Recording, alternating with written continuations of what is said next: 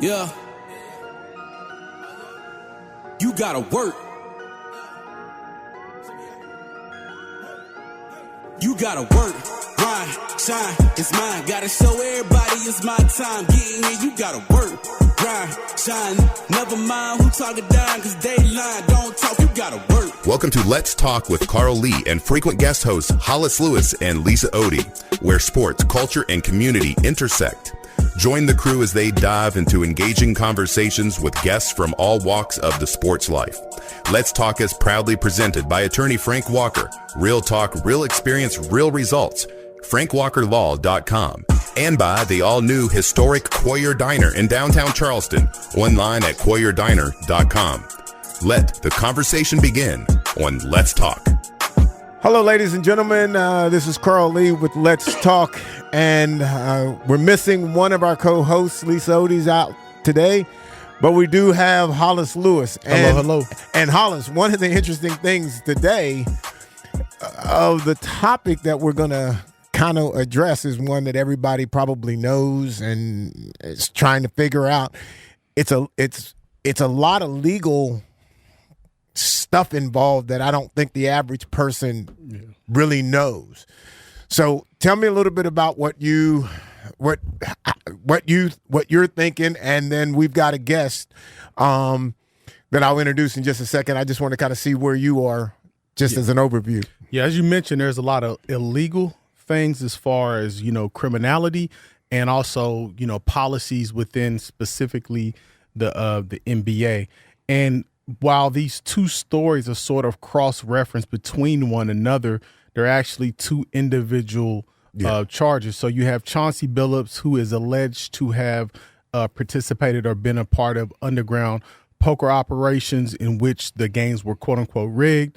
And you have Damon Jones, who was allegedly given insider information, along with Terry Rozier of the I think Damon Jones was a former player, and Terry Rozier is with the Miami Heat. So these are two different issues as far as going on, but they all revolve around the same thing, gambling. Yes. And again, just before we get started, coming from a legal background, I always like to put out this disclaimer that we're talking about this from an analysis standpoint to trying to see how this is going to affect things moving forward. The bigger question of gambling, but all the individuals which we are mentioning are innocent until proven guilty. So as of now, these are just charges, and these individuals are innocent. All right. So I'm glad you gave that disclaimer there. So everybody kind of knows that when you play sports, there's usually somebody that's in and around you to kind of to manage you. And today I have Brandon Lawhead, who is a guy who I ended up meeting like right at the end of my career. And he did a lot of things to help me make the transition, to financially make the transition, and all of those kind of things. So I thought about, because of all of this stuff that's happening, I thought he would be a great guest. So I wanted to make sure that if I could get him, and I do have him. So he's on the phone. So Brandon, say hello to everybody. Hello, everybody. How are you? I'm good. So Brandon, I'm going to jump right into this thing because I have no legal background of anything that can make any kind of really true claim. But I'm going to go back and say, back in the day, when we were in Minneapolis and you saw all the games, you were part of it, you were representing people, I'm playing, and all of that kind of stuff. And I knew that, and everybody knew that gambling was kind of that it was the no-no of football. And I know we're talking about basketball, but when you think about this, where is the agent in this thing? Because wouldn't you be able to have stepped in or said something, or do these guys not have them now, or what's your thought? Well, I think first of all, I wanted to maybe step back. You mentioned, what it was like in your era, and in your era, Pete Rozelle was the commissioner. Pete Rozelle in the NFL wanted nothing to do with gambling. He wanted to go as far away from it as he could. Even CBS, remember they used to have Jimmy the Greek on, and who was the guy that was setting the line and betting, but they were very careful. They never said like 3 points or 7 points. They never used points. They would say, I think the Vikings will win by a field goal, or I think they'll win by a touchdown. But they never started putting points out there because they didn't want the affiliation with gambling. Of course, that goes back to, the Black Sox and all of the, stuff that went on, earlier.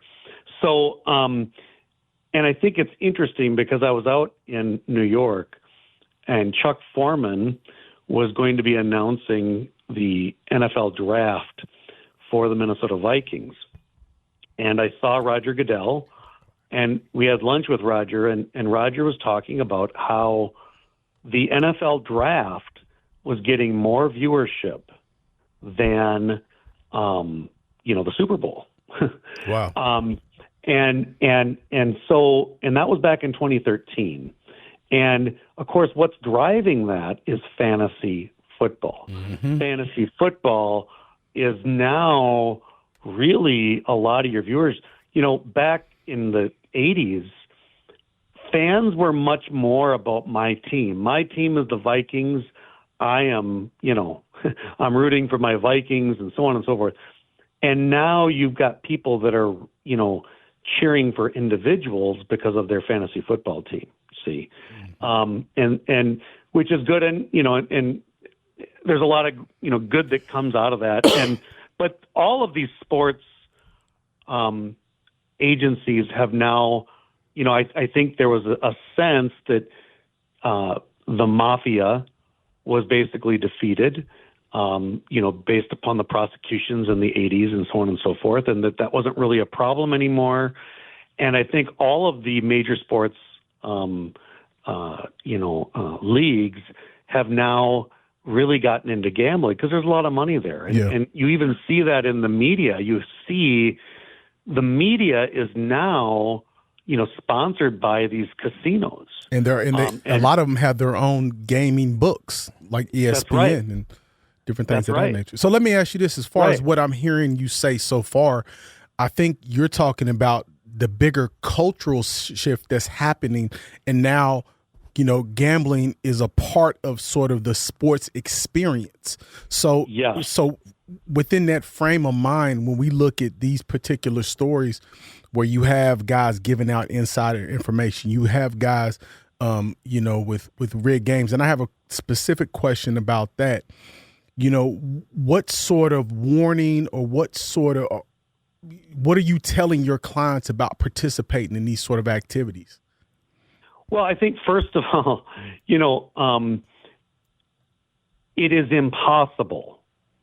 If you read the indictment and the complaint, they are using contacts where they can, special contacts where they can see on the back of the card in alleged, fraudulent card games. Mm-hmm. They're using various electronic methods to do that. Well, who would know that? Yeah. No agent would know it, and no player would know it. Yeah. Chauncey Billups, if he's, the thing is that, people want the experience of playing cards with a great athlete. Yeah. So it's like, hey, play poker with Carl Lee. Well, that's cool. That'll be fun. Carl's a good guy. And so people are, so that's how they're luring, or they're getting people to come to the table, and the athlete's going to get paid. And that's as far as it goes. So if I were, we don't know the facts, right? 100%. I think I would find it very hard to believe that Chauncey Billups knows that these card games are rigged. I just find that really hard to believe. Mm-hmm. I think it's more like, hey, Chauncey, we'll pay you X number of dollars to come and do this card game. And Chauncey's like, sure, sounds good to me. Yeah. And that's as far as it goes. He was, because when I read it, and like I said, I've read it pretty extensively about it. To me, it seemed like when you're talking about guys like, even Kevin Garnett or Chauncey Billups or Damon Jones, those who have been either mentioned or charged in relation to this scheme, that they were sort of just the bait. And then, you have a whole slew of other people behind the scenes sort of setting up the stage for these rigged games. But the question I had one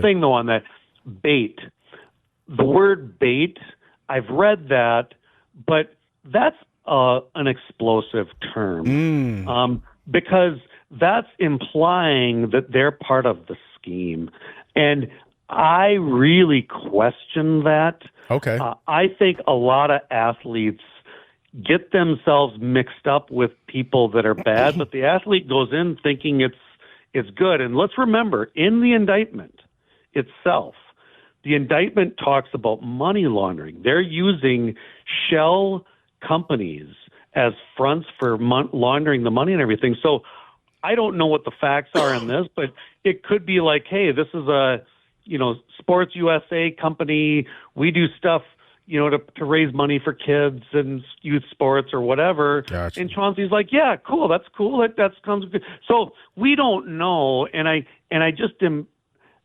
most of the time I see in athletes people that have a good intent and they want to do well and they want to use their fame to help others.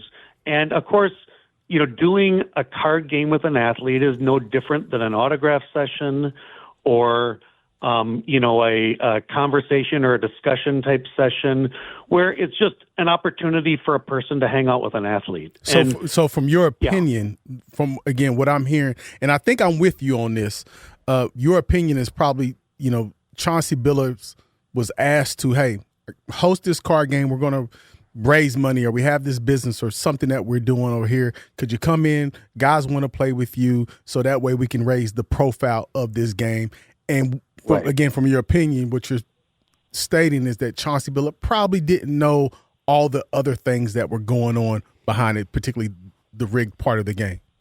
Well, and remember, this is organized crime that they're charging too, right? Yes, sir. So the organized crime, those guys are sitting there. They're very good at rigging things, right? Mm-hmm. And I just really question if Chauncey Billups is going to throw his career away on a card game. Mm-hmm. I would say, he would not do that. And again, I know nothing other than what I've read and my sense in my intuition. But, Chauncey Billups has spent a lifetime, and I'm just using him as an example here, but he spent a lifetime, gaining his reputation, and then to have that, thrown away in this, I really question that. I'm with you on that. And let me ask another question that's related to this, and then we can move on to Damon Jones, because I think those are Damon Jones and Terry Rozier. Those may be a little bit more concrete, but as far as because the question that I have, and I have a criminal law background, and the question that I have is that if these are stated to be underground or illegal gaming operations, so they're illegal in nature, so even to participate them is just as a player, whether I win or lose, I am doing something illegal. So what protection would I have if I'm participating in something illegal and then I get took from the people who are pitting on this illegal game?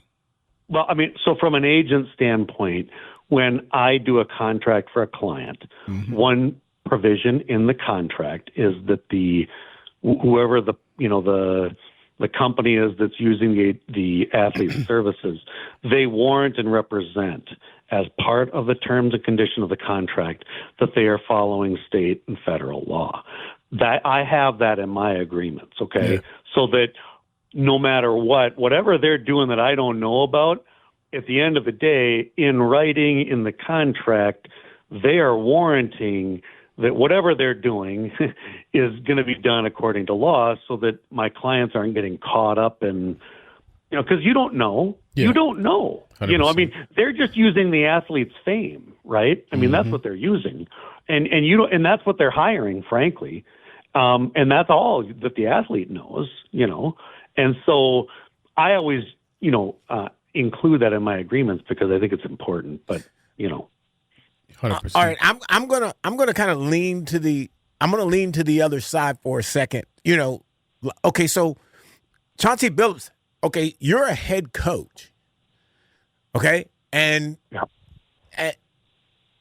you're out doing whatever, even if it's not straight gambling that's illegal, it's something. Right. How do you what is the expectation for you if he's coaching me?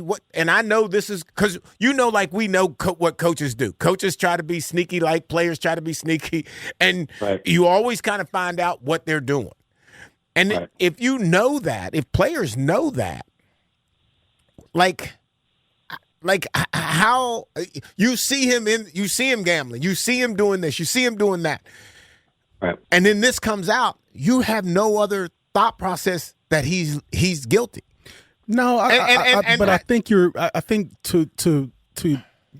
the point that has been brought up is that we don't really know the guise in which Billups was participating in those card games. My question, but what I'm saying is, if he's involved, if he's gambling, if he's betting, if he's doing this, and if that's what he's part of, he's not the example. And again, and this is just saying if by any chance he was part of this. Right. And Brandon, like anytime a player sees a coach out somewhere, like a coach should never be seen out where the players are. That's just always been the kind of thing. Right. How is that happening? Like what makes you think that it's okay? I think, and this is the real nexus, and what I was trying to kind of talk about at the beginning here, and you put your finger right on the pulse of the issue, Carl. Your generation of athlete was very much conditioned that, hey, if there's something gambling related here, I'm going the other way. Right, right. I don't even want to be near it. I don't even want to touch it. I want nothing to do with it. But now the leagues have wrapped themselves into these casinos and gambling. Yeah. And so now it's like, well, hey, I mean, these guys are paying my paycheck, really. Yeah. And so now it's like, well, it's kind of like, do you do a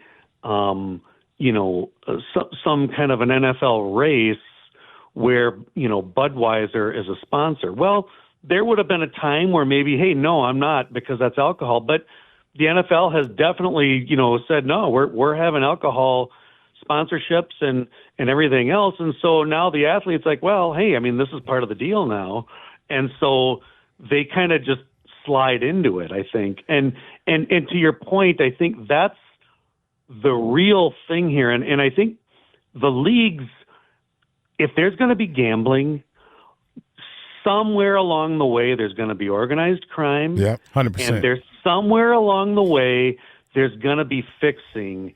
And it's like they have chosen to do a deal with the devil, but the devil's going to come back and collect at some point, and it's a real fine line. And I don't know, and like they bet on things that aren't even like the game, like well, how long is this guy going to play or whatever? Yeah. It's like right now I could tell you a for sure bet.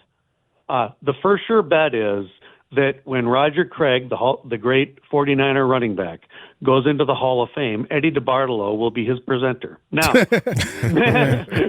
maybe that doesn't come true for a variety of reasons, but that's the kind of bet you could make right now, right?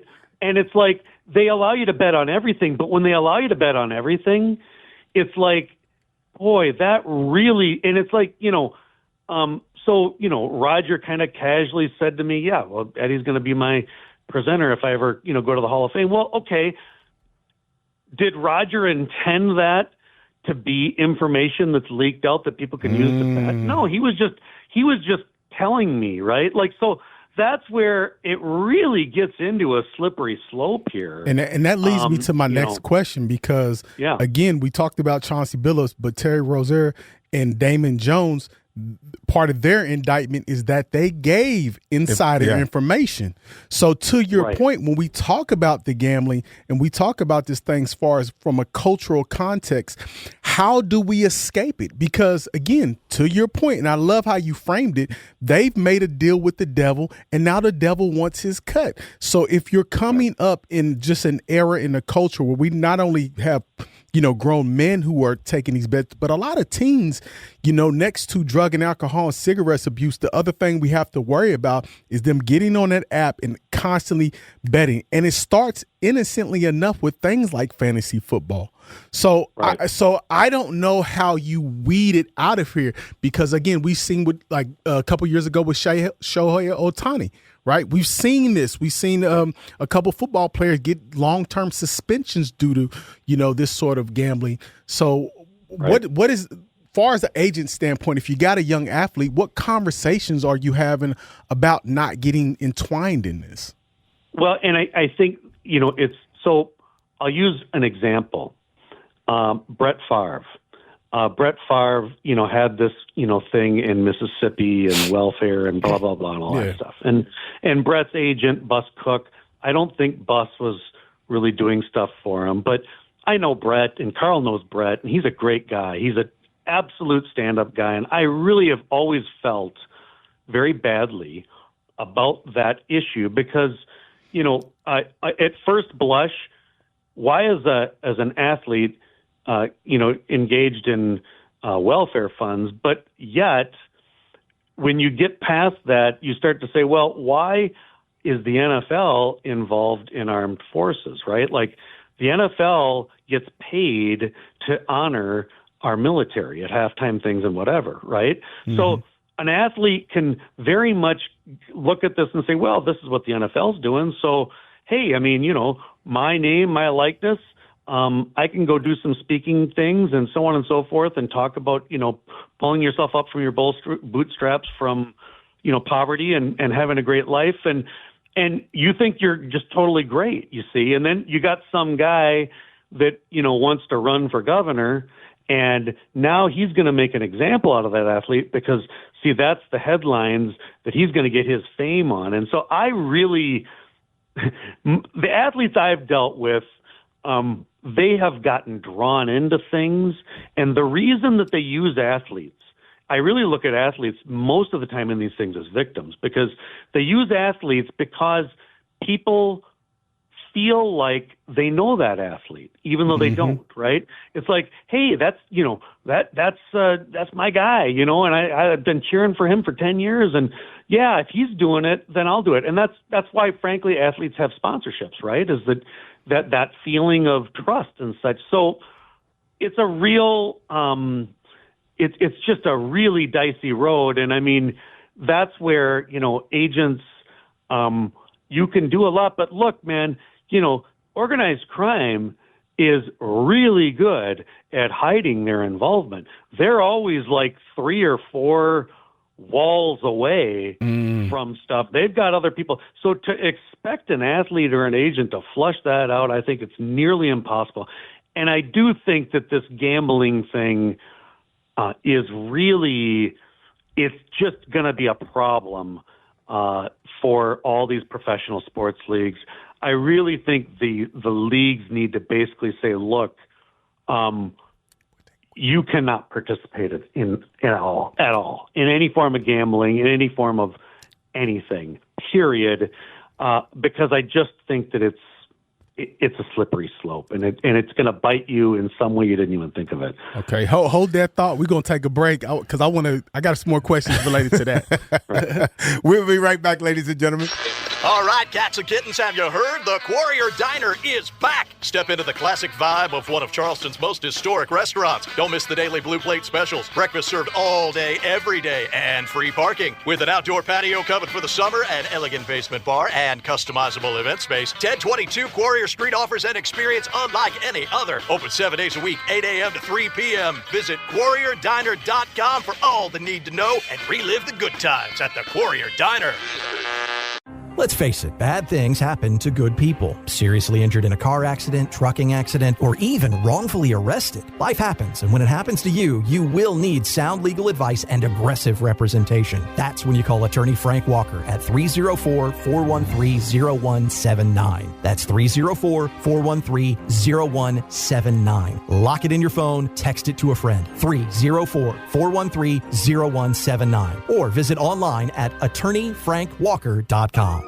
Let's Talk with Carl Lee is presented by Attorney Frank Walker and the all-new historic Quarrier Diner. Comment on episodes, ask the crew questions, or suggest topics on our Facebook page. Search for Let's Talk with Carl Lee and remember to like the page to become part of the conversation. Subscribe by searching Let's Talk with Carl Lee on your favorite podcast service and tune in Thursday evenings at 7 or Sunday nights at 8 for Let's Talk with Carl Lee. This is Let's Talk with Carl Lee. Now, back to the conversation. All right, so before we took the break, basically a recommendation that you gave out was that these leagues essentially need to say, go back to the old way, no more gambling, we're done with it, we're washing our hands. And I would say, I don't think there's any other way to sort of do these, because these issues are just going to start to compound themselves, because again, not only are we dealing with people who have a lot of excess money, but we're dealing with the ultimate competitors, right? We're dealing with athletes at the highest level. These guys, particularly those athletes with a lot of money, once their playing career ends, they still have that competitive drive. So you've seen, Charles Barkley talk about going to the casinos and losing millions of dollars in blackjack and different things of that nature. We've seen the Floyd Mayweathers bet hundreds of thousands of dollars on boxing matches. So, how does that look as far as leagues if they followed your recommendations to say, hey, we're just done with it? Do you think that's even feasible with the money that's coming in? And before you answer that, Brandon, let me add to that.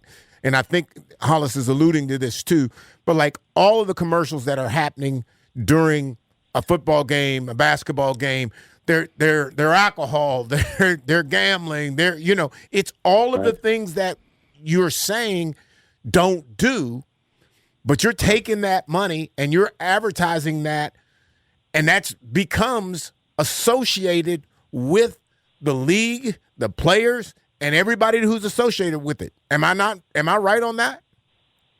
You're absolutely right. And I mean, there's the real problem is that they have taken the money. It is a lot of money. Yep. I thought I read that Jerry Jones, that DraftKings fantasy football, gambling thing, he's an investor in that. I mean, it's how? Yeah. See, it's a conflict of interest. I don't see how that works. That would have to be. I didn't know that. Yeah. Or I haven't heard that. That's what I had read. And all I'm saying is that what I think the league is trying to do is they're trying to say, look, we're the owners, we're going to do it, but players cannot. And then it gets to, well, okay, but can a player make an appearance at a casino, right? Can he make an appearance at, a card game and so on? Now you start to get into this gray area, right? And that's where, if the money's coming there, well, obviously the casinos are paying a fee, and they're going to pay. They want that affiliation, but then how do you sell that? You sell that with players, don't you? With appearances, 100%. And so it just gets into such a mess. And I think on one of these individuals, the NBA did their own independent review of it, and they found no wrongdoing of the particular individual. So it gets into a real dicey thing. And I will say this, because I think it needs to be said. We have the former head of the FBI, James Comey, he is under indictment. We have a slew of people that have opposed the current administration that have had indictments brought against them recently. And the NBA has gone headfirst into DEI and has very much supported that. And that is something that is out there. And I do think it has to be asked, is the Justice Department doing this to give the NBA a black eye and its players a black eye so it can advance its thoughts on DEI? That is a very, very interesting point. And I don't think that would have been anything that I thought would come out of this conversation at all. That's a very interesting point. And we've heard, and I think that's what Stephen A. Smith probably was alluding to. I don't think he said it as directly as what you just stated, but he definitely, I believe, alluded to it in his comments. And that could very well be true because, to your point, you know, like I said, I just don't see how we are in a culture of gambling and then we're prosecuting people for participating in the culture. Because it's going to happen. You know, this is where we're at. Well, like I said, I don't know all the facts. I don't know all the evidence. At my first gut instinct is these NBA players, boy, I really think they got strong cases for acquittal. Just from what I'm reading, okay? Now, I don't know, you know, but I'm just saying, like, it smells to me, and yeah. Okay, so let's assume that happens. Okay, and now there's a little mumbling going on with the NFL that there could be something over there. Right. And let's assume something pops up over there. Are we going to be in the same situation to where in one case it looks really bad, but we don't really have any locked in facts, and now we gotta let him go.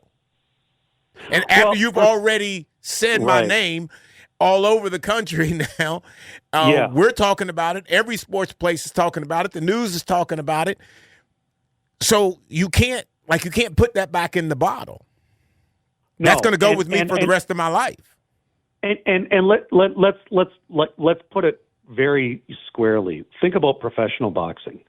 Professional boxing was the sport in America until we started to realize the impact of head injuries and the fact that the mafia was maybe rigging matches. Okay. Yeah. And so the credibility of the sport and the fact that it was dangerous. Now, we already got that with the NFL, the danger side. So now you start going to the credibility, and now, right, to your point, Carl, you know, if there's that scent out there, well, now people start to question the, the sport, right? And they start to question the credibility.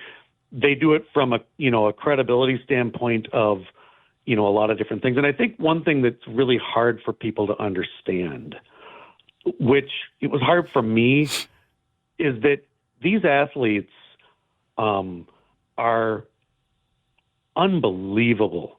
And they can have an injury and go out there and you watch him and you're like, doesn't look like he's injured to me, but he is. You know what I'm saying? And it's like Carl talking about, in his career when, he's got a separated shoulder and, he's got all these issues going on and they're telling him, we'll try to fall this way so that, you deal with your forearm and we don't get another separated shoulder kind of thing or whatever. It's like, these athletes are unbelievable in what they do. So for the untrained eye, you're looking at, you're going, they look fine to me. And, the difference is, very minute and the untrained eye can't see it. And so, yeah. And I think, as far as the credibility is concerned, I think that may be one of the strongest cases to, re-examine gaming and gambling as it currently stands. Because when we look at this, we've had situations, the Tim Donaghy's, the referee of the NBA who got caught up in that betting scandal. And now we're having a plethora of players, some quietly not making the news as much. And then we have this explosive stories. So again, we don't want to start, just questioning outcomes. And I think eventually this is not only going to be, news and professional sports, but it's going to get down to that collegiate sports as well. When we talk about, what are the lines that players are now going when it comes to gaming and gambling and different things, and using their name and image and likeness to represent, seedy, businesses and individuals who are just offering a bunch of money up front. And to that, like, when you start looking at a game, whether it's, I'll just use football, and somebody, a receiver who you would expect to make this catch, he drops this, and if he catches it, it's a touchdown, they win the game. Mm-hmm. He drops it, and they lose the game. In my head, I'm thinking there are people who are never going to be able to let that go and say, "Oh, that looks like he set that up. Because he should have made that catch." Where any other time you could have just said, "Oh man, he should have made that."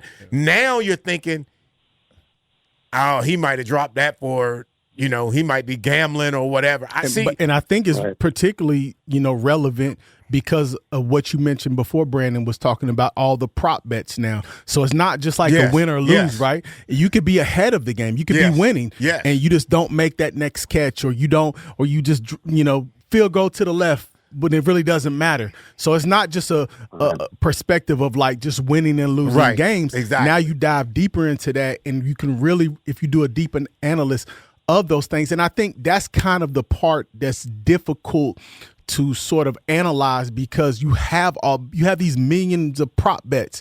So you don't know even that little thing, right? That little, why I step out of bounds where I could have got the extra 2 yards and different things of that nature. Yes. Or I'm fighting hard for those extra yards because you have those gambling bets. So it's not just a question of, it's not the big things. It could be a series of little things. And one of the crazy things, and listening to you, what was going through my head is like, how I'll go back to old school players that I guess I fit into that window. Like you would never think about not making a play so that it would, whatever the prop bet would be, like, I'm gonna give that. I can't even, because I don't want you to catch the ball on me. Yeah. I don't want you to get a touchdown on me. I don't want to miss a tackle so you get extra yards.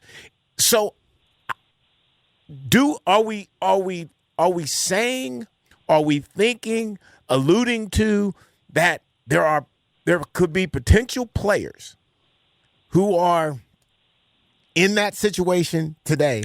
I'm just saying, I think it could be. I'm not accusing anybody, but it's really something that's relevant. And I think as we start, because I don't think we're going to see more and more stories like this. Yes, I think this is just a start. Yeah, so these things are just a start. So like I said, we're in a culture of gaming. So if you're, a 21-year-old kid, you're playing professional sports, you grew up playing fantasy sports, you grew up, being on gaming apps. You grew up basically gambling your whole life as far as sports and different things of that nature. So your thought process may be a little different. So outside of this, Brandon, like, again, you are an agent. So what professional organizations are you an agent, and what capacity do you work in? So I'm a lawyer. Okay. And I think I would say this, that anybody that hires an agent, that agent should be a lawyer, because they have the sophistication to understand some of these things and include some of these things in their contracts and so on and so forth, whereas an agent per se doesn't need to be a lawyer. But, there is a difference. Okay. And so that's a big thing. One thing, though, that you guys were talking about, that, the leagues have gone all in on the money, right, with the gambling, and it's a lot of money. And, of course, the players are making higher salaries because of that money. So as this relates, one thing to think about, there's no way that the league's they're going to play every card, no pun intended, to keep this affiliation with gambling going, because they're making the money on it. And the Players Association is going to support it because that's how they're getting their salaries. Nobody's going to want to go and take less money, right? Mm-hmm.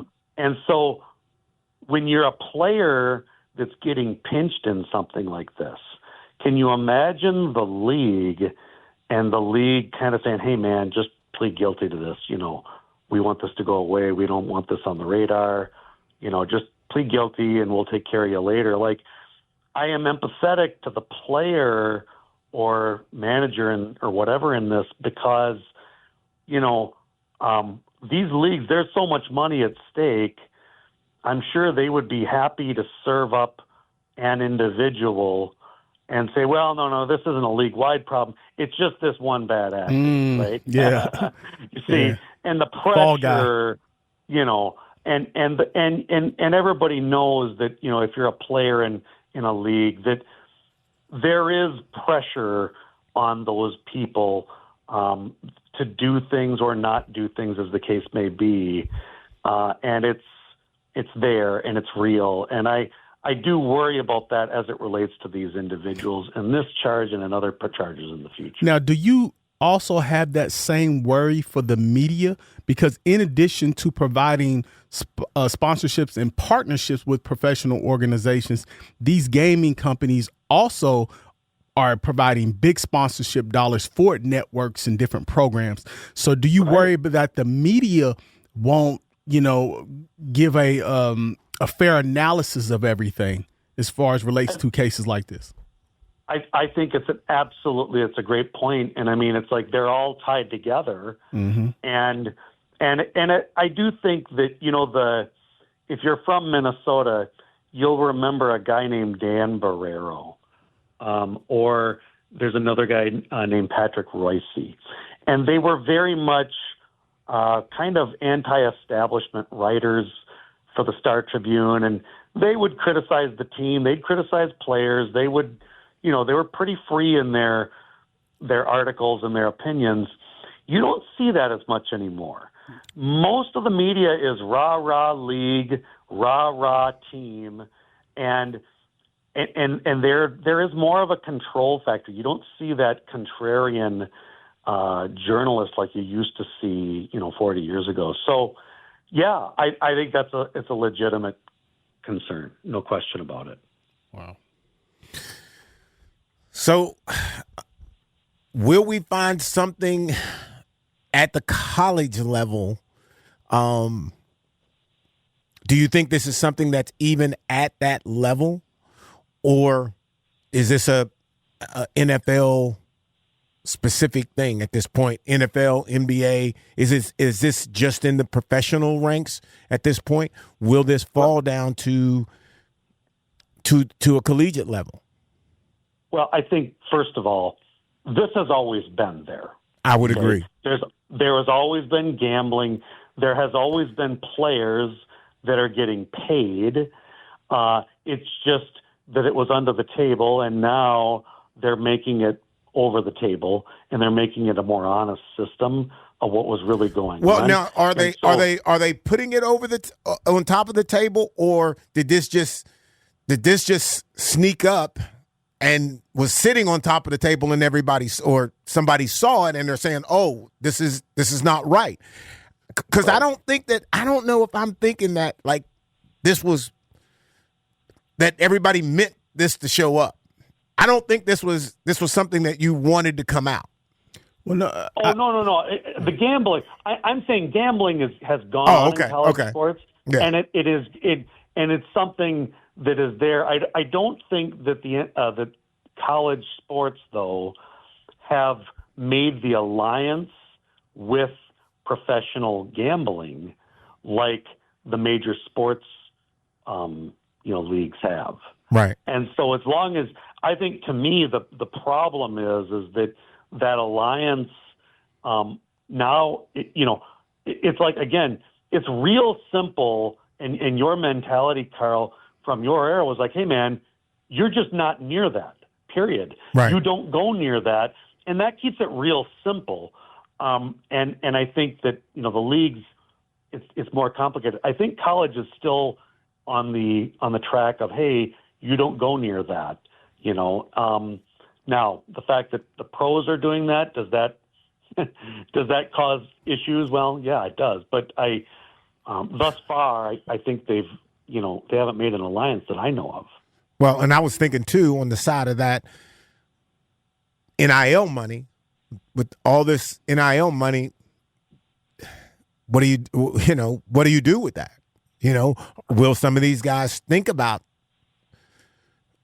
betting, gambling with it? And because to me, I think if you're an athlete and you're gambling, I think it's going to be very difficult not to slide over and bet somewhere in the sports realm.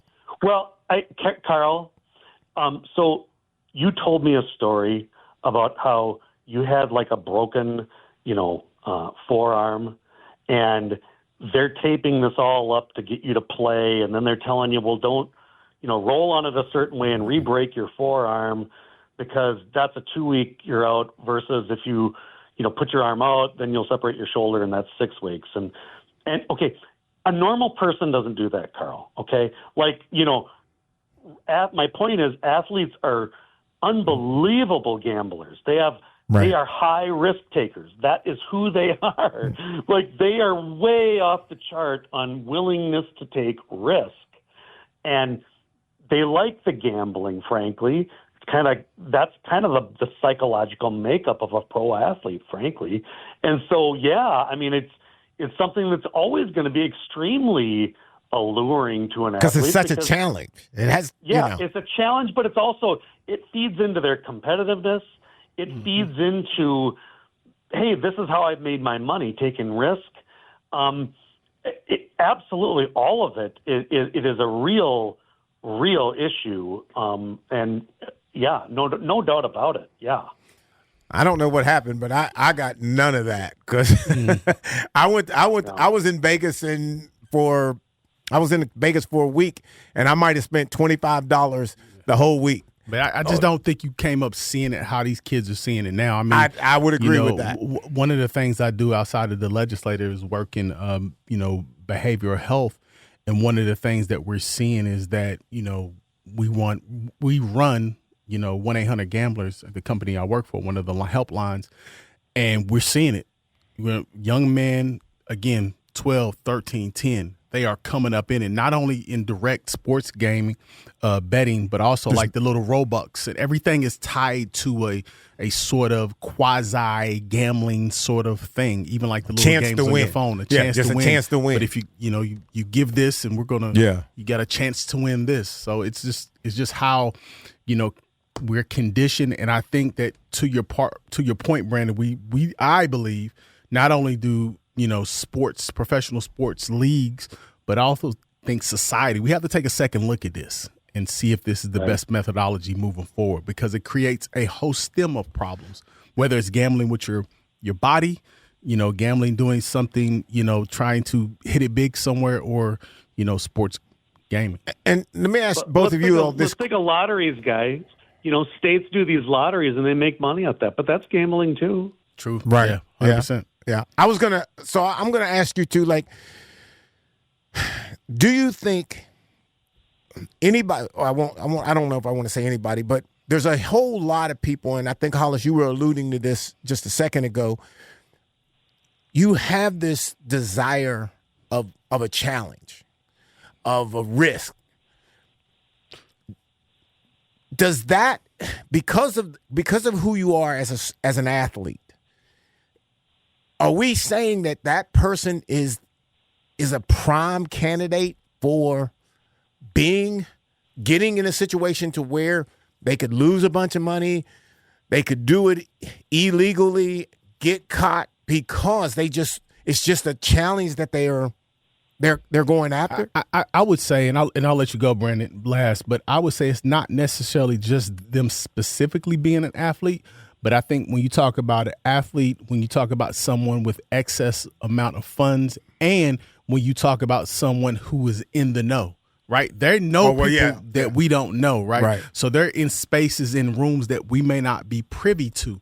So in those rooms, it's not like you just go into a casino, you can win a couple hundred, maybe a couple $1,000 or hit a slot machine. You may be in rooms where you could, several $100,000s or millions or what have you.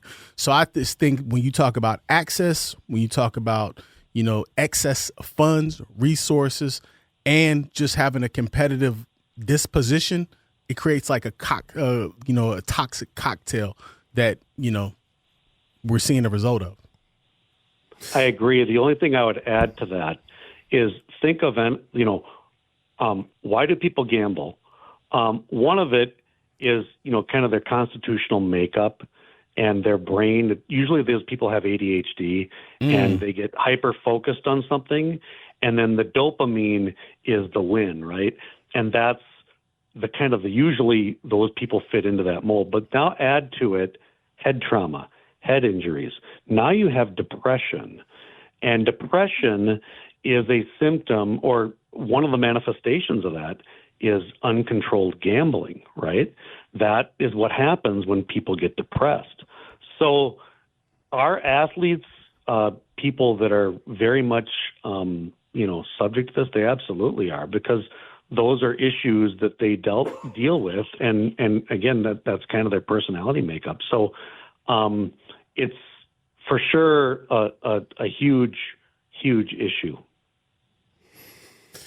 Well, Hollis, you got anything else? No, I appreciate you coming on. You provided some great insight and perspective. And it's a good show today. Brandon, I truly, truly appreciate it. And what's funny to me, that having you on and having this type of conversation is kind of crazy, because I would have never thought we'd be sitting down having some of a conversation like this about sports. Now after working with you for a long time, we usually are sitting around laughing and joking and having a good time, and but I do truly, truly appreciate you coming on. Thanks, guys. It's been an honor and a pleasure. All right, man. You take care. Thanks, guys. Hollis, I think we got a lot of good information. Yeah.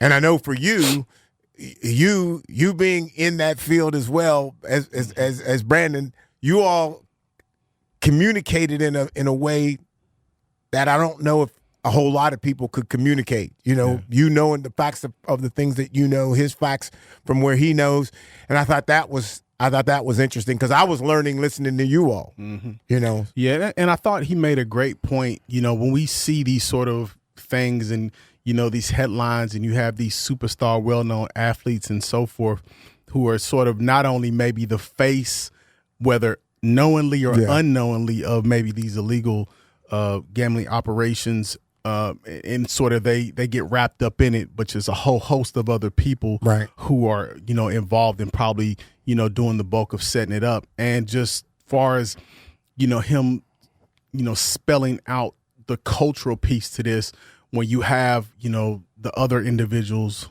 NBA players or associates who are involved in this, as far as giving insider information, to me, that's the most dangerous side of this. And how do we quell this, not only from a professional sports standpoint, but also from a society standpoint, because we are just so entrenched in gambling everywhere you look. I'm telling you, look on your phone for 5 minutes, you'll see a gaming ad. You look on television, everywhere you look, it's gaming. They're just enticing you to be a part of this. So how do we, do we need to have, disclaimers, or do we need to have where we can sort of, have limited ads? Like, what do we do about this? Because it's only going to get worse. And to his point, you can't make a deal with the devil and then expect him not to come out, because it's going to come out. So, when you have an owner that has allegedly, and I'll do my research on that, but may have, ties or interests or investments in gaming sites. Yeah. How is that not a conflict of interest? That has to be. So I don't know. It's crazy, and I'm sure it's only going to get worse as the days and weeks pass. Yeah, because it's going to show up, and it's going to keep showing up. So, all right, well, ladies and gentlemen, we appreciate you being with us today, and we will be back again next week. Let's Talk with Carl Lee is presented by attorney Frank Walker and the all-new historic Quarrier Diner. Comment on episodes, ask the crew questions, or suggest topics on our Facebook page. Search for Let's Talk with Carl Lee and remember to like the page to become part of the conversation. Subscribe by searching Let's Talk with Carl Lee on your favorite podcast service and tune in Thursday evenings at 7 or Sunday nights at 8 for Let's Talk with Carl Lee.